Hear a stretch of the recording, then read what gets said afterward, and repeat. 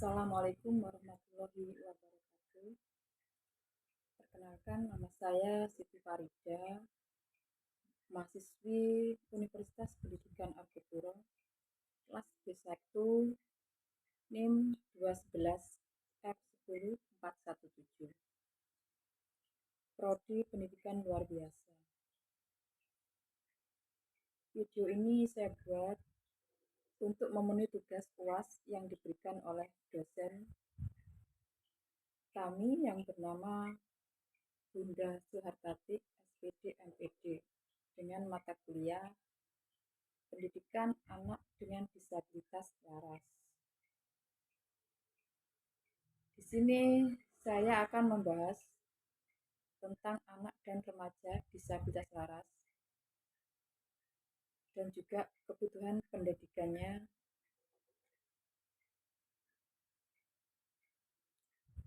Neurologi dan anatomi otak vertebrat merupakan mata kuliah yang mempelajari tentang anak serta remaja dengan disabilitas waras dan juga kebutuhan pendidikan yang berguna untuk mengetahui ciri-ciri anak didik dengan disabilitas waras. Berikut ini pokok-pokok bahasan yang akan Farida sampaikan atau Farida paparkan.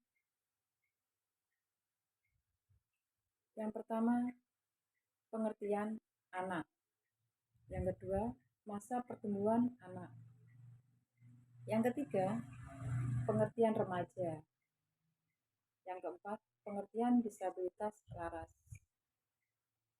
Yang kelima, hambatan-hambatan disabilitas waras. Yang berikutnya, yang keenam, kebutuhan disabilitas waras. Yang ketujuh, yaitu cara penanganan anak dengan disabilitas waras. Yang berikutnya, nomor 8, metode pembelajaran disabilitas waras. Yang kesembilan, kesulitan belajar anak disabilitas waras.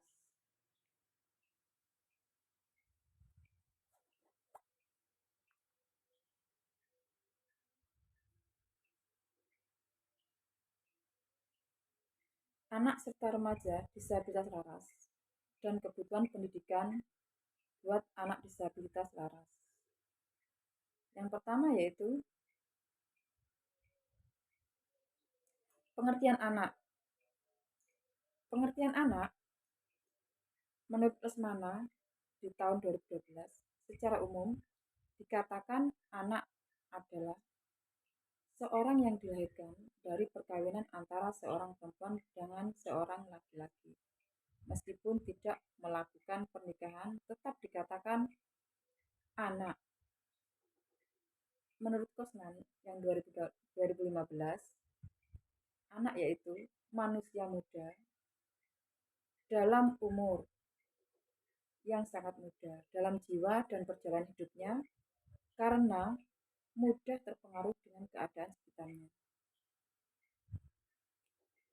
Menurut Sugiri dalam Kultom di tahun 2010 menyatakan bahwa selama di tubuhnya masih berjalan proses pertumbuhan dan perkembangan, anak tersebut masih dikatakan sebagai anak dan baru menjadi dewasa ketika proses pertumbuhan dan perkembangan itu selesai. Jadi batas umur anak-anak adalah sama dengan permulaan menjadi dewasa, yaitu sekitar 18 tahun atau wanita dengan 21 tahun untuk laki-laki. Yang kedua, masa pertumbuhan anak.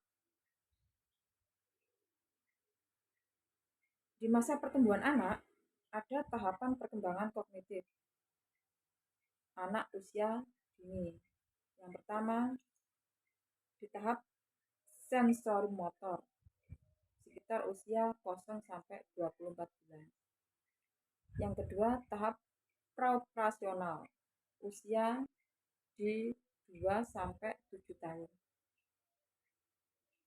Yang berikutnya yaitu tahap operasional konkret. Di tahap ini, usia anak sekitar usia 7 sampai 11 tahun. Dan tahap operasional formal mulai umur di 11 tahun. Yang berikutnya yaitu pengertian remaja. Yang dimaksud remaja adalah waktu manusia berumur belasan tahun. Pada masa remaja, manusia tidak disebut sudah dewasa, tetapi tidak masa remaja secara psikologi merupakan masa peralihan dari masa anak-anak ke masa dewasa. Seperti itu.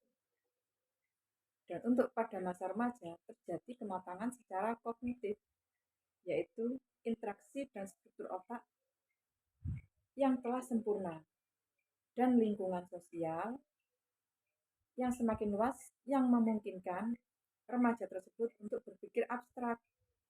Dan juga remaja tersebut dapat pula disebut sebagai anak remaja, merupakan masa di mana peralihan dari masa anak-anak ke masa dewasa yang telah meliputi seperti perkembangan yang dialami sebagai persiapan memasuki masa-masa dewasa.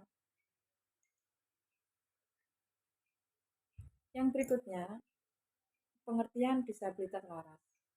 Yang dimaksud pengertian disabilitas laras yaitu individu yang mengalami hambatan dalam mengendalikan emosi dan kontrol sosial, atau individu tunalaras biasanya menunjukkan perilaku menyimpang yang tidak sesuai dengan norma. Pada anak disabilitas laras, umumnya masalah fisik atau kesehatan yang dialami berupa gangguan makan, gangguan tidur, atau gangguan gerakan.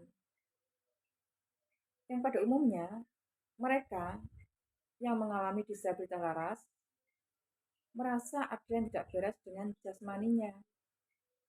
Ia mudah mengalami kecelakaan, mereka cemas, dan kesehatannya seolah-olah merasa sakit terus.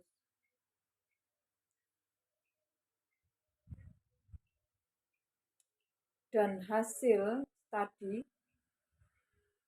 yang lain juga menunjukkan bahwa anak disabilitas laras pada umumnya memiliki IQ yang rendah, prestasi rendah, dan juga berasal dari kelas sosial yang rendah pula. Seperti itu.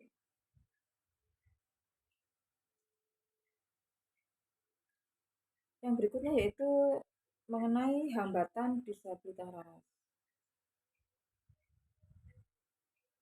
Untuk hambatan disabilitas laras, yaitu yang pertama gangguan emosional. Anak yang mengalami disabilitas laras yang mengalami hambatan atau gangguan emosi terwujud dalam 3 jenis perbuatan, yaitu senang, sedih, lambat dan cepat marah, dan rileks yang tertekan. Seperti itu. Yang berikutnya, hambatan disabilitas laras dalam gangguan sosial. Biasanya anak tersebut mengalami gangguan atau merasa kurang senang menghadapi pergaulan. Mereka tidak dapat menyesuaikan diri dengan tuntutan hidup bergaul.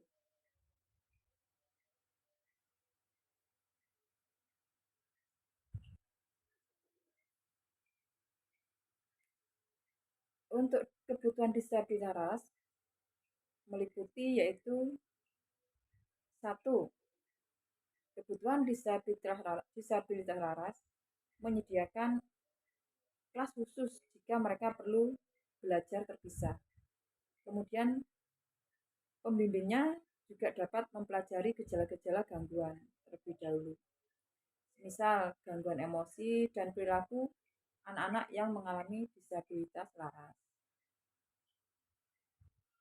Yang kedua yaitu SLB tanpa asrama bertujuan untuk proses belajarnya terpisah dengan teman lainnya. Yang ketiga, sekolah dengan asrama yang bertujuan supaya anak-anak yang kenakalannya terlampau berat sehingga bisa terpisah dengan teman-teman atau orang tua, agar mereka terus mendapatkan bimbingan secara terus-menerus, secara intens, jadi tidak mengganggu teman-teman yang lain. Seperti itu. Yang berikutnya akan saya paparkan mengenai cara penanganan disabilitas laras. Orang tua harus lebih terbuka pemikirannya dan menerima kondisi anak kita seperti saat ini. Yang dimaksud adalah tanamkan ke dalam diri kita bahwa anak dengan disabilitas laras bukanlah aib, bukanlah satu aib yang bikin malu orang tua yang harus ditutup-tutupi. Yang berikutnya, kita sebagai orang tua berikan motivasi, perhatian khusus, dan bimbingan-bimbingan yang khusus untuk anak-anak disabilitas laras. Karena anak dengan disabilitas laras sangat membutuhkan lebih daripada anak-anak yang lain. Dan kita tidak bisa menyamaratakan dengan anak-anak yang lain. Yang berikutnya, adaptasi dengan anak. Karena adaptasi tersebut yang baik akan membantu kita sebagai orang tua untuk memahami kondisi dan potensi anak. Jadi, untuk calon-calon pendamping luar biasa, kita harus benar-benar memahami dan harus bisa beradaptasi dengan anak-anak yang berkebutuhan khusus dengan disabilitas laras.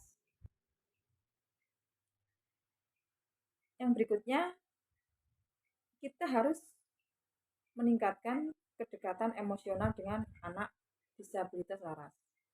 Sebagai orang tua ataupun sebagai calon pendamping luar biasa teman-teman atau adik-adik atau saudara-saudara kita yang disabilitas laras. Dalam hal ini dibutuhkan agar anak-anak dengan disabilitas laras bisa percaya dan menjadi dekat dengan kita sebagai orang tua ataupun pendamping luar biasa untuk disabilitas laras. Sehingga anak-anak dengan disabilitas laras akan merasa aman dan terbuka dengan kita sebagai orang tua ataupun pendamping disabilitas laras. Yang berikutnya, yang terakhir, ajari anak dengan disabilitas laras untuk mengeksplor keterampilan, entah itu menari atau keterampilan-keterampilan yang mereka mampu, melukis, atau mungkin bisa dari awal mengenal warna atau mengenal gambar, seperti itu. Dengan hal ini, kita bisa mengetahui potensi-potensi yang dimiliki anak, sehingga membuat anak lebih produktif dan lebih membuat anak tersebut bisa lebih aktif, bisa lebih percaya diri, dan juga bisa lebih kreatif, seperti itu.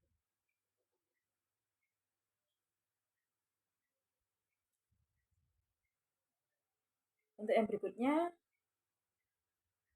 kita sebagai orang tua atau pendamping luar biasa harus tanamkan kemandirian anak-anak tersebut sedari dini, sehingga anak-anak bisa bertahan dengan lingkungannya dan dapat hidup selayaknya anak-anak yang lainnya. Dan mungkin mereka bisa lebih pede untuk bergaul dengan anak-anak yang lain, seperti itu. Yang berikutnya, kita coba lakukan kerjasama dengan sekolah untuk mengetahui perkembangan mental, serta karakter anak dengan disabilitas laras. Untuk yang selanjutnya yaitu kita harus melakukan pembiasaan mengenai sanksi dan hukuman. Namun, kalau bisa, sebisa mungkin hindari hal-hal yang bersifat kekerasan. Dan usahakan untuk memberikan pengertian sehingga memudahkan anak untuk memahami yang mana yang salah dan yang mana yang benar. Jadi jangan terlalu keras dengan aturan untuk memberikan hukuman dengan anak disabilitas laras, supaya mereka tidak ketakutan dengan bimbingan kita. Yang berikutnya, kita harus bisa mempelajari kebiasaan-kebiasaan dan kebutuhan anak dengan disabilitas laras sehingga membuat kita sebagai pendamping luar biasa semakin terbiasa menghadapi anak-anak dengan disabilitas laras tersebut. Dan akhirnya kita akan mengikuti saran-saran pakar dan kita akan terus mempelajari sehingga nantinya kita bisa mendapatkan cara-cara yang tepat untuk menangani anak dengan disabilitas laras. Yang berikutnya yaitu bagaimana model pembelajaran disabilitas laras. Untuk model pembelajaran disabilitas laras, ada beberapa metode pembelajaran. Yang pertama yaitu metode pembelajaran dengan yang kita pakai atau beliau-beliau pakar pakai untuk mengajar di kelas adalah metode konvensional, yaitu metode yang berupa ceramah serta pemberian tugas. Dan metode pembelajaran ini yang dipakai guru pendamping khusus terhadap siswa.